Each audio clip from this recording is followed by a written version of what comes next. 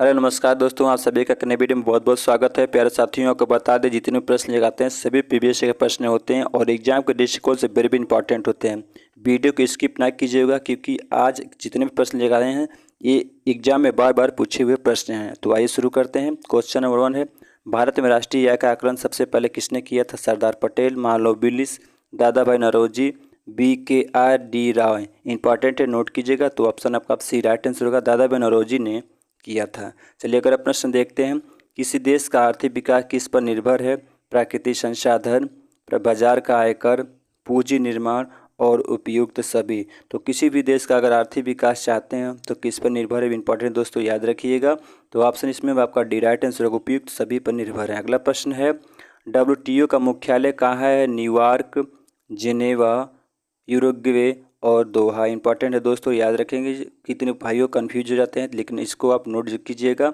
तो ऑप्शन आपका इसमें भी बी राइट आंसर होगा, जिनेवा में WTO का जो है मुख्यालय स्थित है। अगला प्रश्न है, मुद्रा आपूर्ति किसके द्वारा नियंत्रित की जाती है? वित्त आयोग, योजना आयोग, व्यापारिक बैंक और भारतीय रिजर्व बैंक। तो मुद्रा आपूर्ति यानी कम और अधिक किसके द्वारा नियंत्रित की जाती है? इंपॉर्टेंट है। तो ऑप्शन इसमें आपका डी राइट आंसर होगा, भारतीय रिजर्व बैंक के द्वारा की जाती है। चलिए अगला प्रश्न देखते हैं, भारत में सबसे ऊंचा जलप्रपात कौन सा है?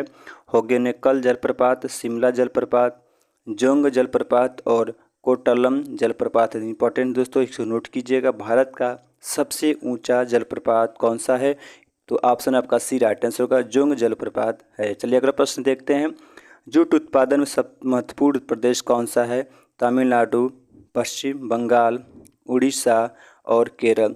तो जूट का उत्पादन सबसे महत्वपूर्ण प्रदेश पूछा है जहाँ सबसे अधिक भी होता है। तो इंपॉर्टेंट है। तो ऑप्शन इसमें आपका बी राइट आंसर होगा, पश्चिम बंगाल में होता है। अगला प्रश्न है, निम्नलिखित में कौन से देश पाल्क स्टेट से जुड़े हुए हैं?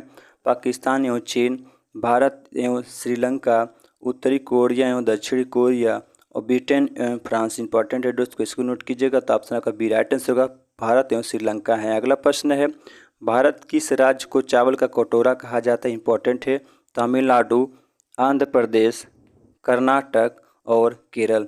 तो भारत के किस राज्य को चावल का कटोरा कहा जाता है? कहने का मतलब सबसे अधिक जो है चावल की उत्पादन करता है। तो याद रखेंगे, ऑप्शन आपका B right answer, Andhra Pradesh को कहा जाता है। अगला प्रश्न है, पहली बार परमाणु बम कहाँ फेंका गया था? नागासाकी, हांगकांग, टोक्यो और हिरोशिमा।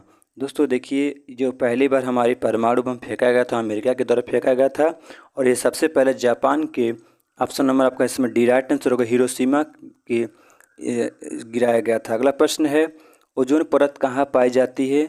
आयनमंडल, बहिर्मंडल, क्षमा मंडल, इसे क्षोभ मंडल भी कहा जाता है, और समताप मंडल।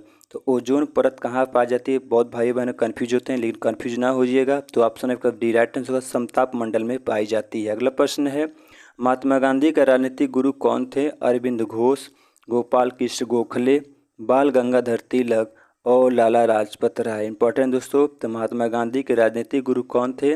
याद रखेंगे, ऑप्शन आपका B right answer, Gopal Krishna Gokhale थे।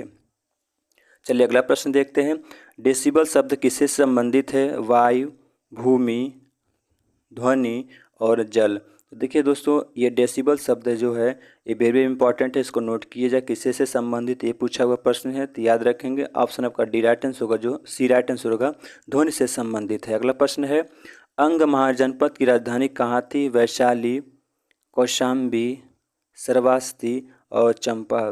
प्राचीन समय में 16 जनपद हुआ करते थे, तो उसमें अंग महाजनपद की राजधानी पूछा है कहाँ हुआ करता था। तो याद रखेंगे, ऑप्शन आपका डी राइट आंसर होगा, चंपा थी। अगला प्रश्न है, शांत घाटी किस राज्य में स्थित है? असम, केरल, अरुणाचल प्रदेश और तमिलनाडु। वेरी वेरी इंपॉर्टेंट दोस्तों, इसको भी नोट कीजिएगा।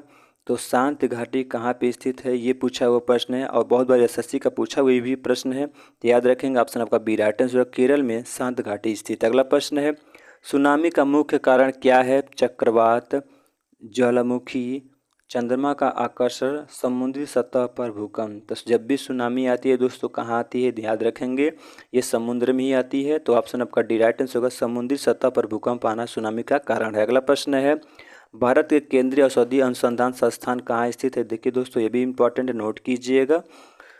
दिल्ली, लखनऊ, चेन्नई और बेंगलुरु। तो केंद्रीय औषधि अनुसंधान कहाँ स्थित है? तो ऑप्शन आपका बी राइट आंसर होगा, लखनऊ में स्थित है। अगला प्रश्न है, मानव विकास सूचकांक किससे विकसित किया था?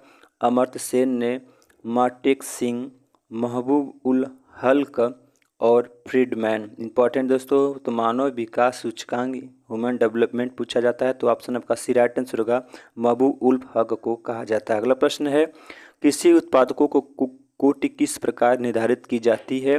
ISI, हरित उत्पादन, एगमार्क और पारिस्थितिक उत्पादक। याद रखेंगे, कृषि उत्पादकों की कोटि किस प्रकार निर्धारित की जाती है? तो एगमार्क द्वारा की जाती है। ऑप्शन सी राइट आंसर होगा। अगला प्रश्न है, भारत में न्यूनतम मजदूरी अधिनियम किस वर्ष में पहली बार स्वीकृत किया गया था?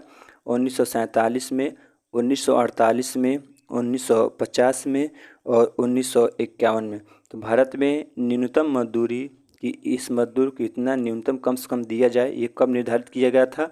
तो ऑप्शन आपका बी राइट आंसर होगा, 1948 में किया गया था। अगला प्रश्न है, इंसुलिन का आविष्कार किसने किया था? एडवर्ड जेनर, एफ बोटिंग, एस वैक्सीन और रोनाल्ड रॉय। इंपॉर्टेंट दोस्तों, इसका आंसर आप कमेंट बॉक्स में ज़रूर दीजिएगा। वीडियो कैसा लगा कमेंट कीजिएगा, और जो भी आपकी मांगे हुई वीडियो को कमेंट कीजिए, हम उस तरह के प्रश्न आपको लेकर आएंगे। और वेरी वेरी इंपॉर्टेंट दोस्तों, याद रखिएगा, इस तरह के वीडियो हम डेली लाते रहेंगे। चैनल पर नए हो तो सपोर्ट कीजिएगा, ताकि और आपके लिए अच्छे से मेहनत कर सकें।